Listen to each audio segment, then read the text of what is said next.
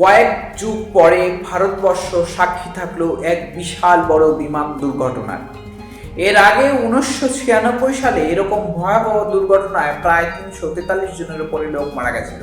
এবং তারপরে আজকে গুজরাটের আহমেদাবাদ বিমানবন্দর থেকে ডিপার্চার করার পরে বোয়িং 787 সিরিজের 787-8 ড্রিম লাইন বিমানটি 242 জন যাত্রী সহকারে লন্ডনের গাটউইক বিমানবন্দরের উদ্দেশ্যে রওনা দিয়েছিল।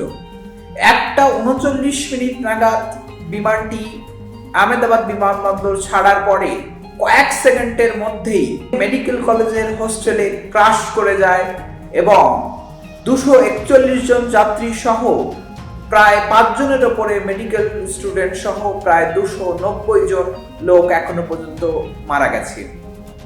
এর মধ্যে রয়টার্স সূত্রে খবর যে এর মধ্যে 169 জন ভারতীয় নাগরিক এবং 50 জন ব্রিটিশ নাগরিক, তাছাড়া 7 জন পর্তুগিজ এবং 1 জন কানাডিয়ান নাগরিকের মৃত্যু হয়েছে।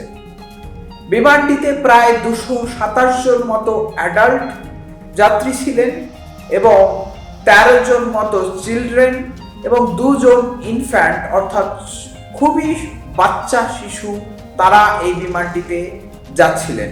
ইন্টারেস্টিংলি এই বিমানে 1 জন যাত্রী বেঁচে গেছেন এবং এই বিমানটিতে গুজরাটের প্রাক্তন মুখ্যমন্ত্রী বিজয় বিনারায়ের মৃত্যু হয়েছে।